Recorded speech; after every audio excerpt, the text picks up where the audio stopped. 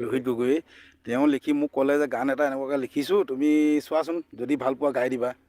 গানটো চালোঁ তোক ভাল লাগিছে। ৰহে দৈ চাৰে গা মা পা পা পা শিকিছোঁ ভালে কৈ এইবাৰ মই গায়ক হ'ম।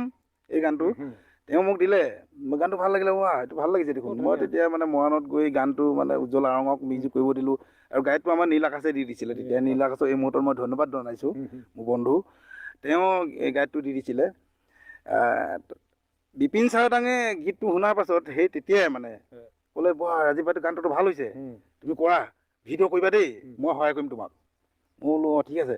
তেতিয়া মানে গানটো কৰিলোঁ, ভিডিঅ' লগালগ কৰিলোঁ। বোলো ভিডিঅ'টো কৰিব লৈছোঁ, মোক পইচা কেইটকামান লাগিব। তেওঁ মোক 10,000 টকা দিছে দেই তেতিয়া বিপিন চাওদাঙে। তেওঁ ক'লে তোমাৰ 10,000 টকা এটা দিছোঁ, আকৌ লাগিলে ক'বা। 10,000 টকা দিলে। গীতটো কৰিলোঁ, শুনাৰ পাছত সেই তেতিয়াই মানে ক'লে ৰাজীৱ ভাইটো গানটোতো ভাল হৈছে, তুমি কৰা ভিডিঅ' কৰিবা দেই, মই সহায় কৰিম তোমাক। মই বোলো ঠিক আছে।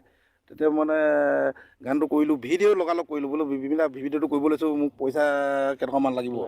তেওঁ মোক 10,000 টকা দিছে দেই তেতিয়া বিপিন চাওদাঙে। তেওঁ ক'লে তোমাৰ 10,000 টকা এটা দিছোঁ, আকৌ লাগিলে ক'বা।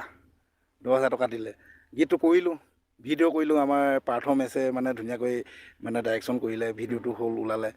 কিন্তু আমি বিচৰা ধৰণে গানটো মানে ৰাইজে ইমান এটা আদৰি নল'লে। হয়তো আমাৰ প্ৰচাৰ অভাৱ হ'ল। প্ৰচাৰ অভাৱত মই সেইটোৱে ক'ব বিচাৰোঁ, আমাৰ প্ৰচাৰটো অকণমান কমটো। তো প্ৰচাৰ অভাৱত গীতটো মানে যিমানটো মই মানে ৰাইজে আঁকোৱালি ল'ব বা শুনিব বুলি ভাবিছিলোঁ নহ'লগৈ।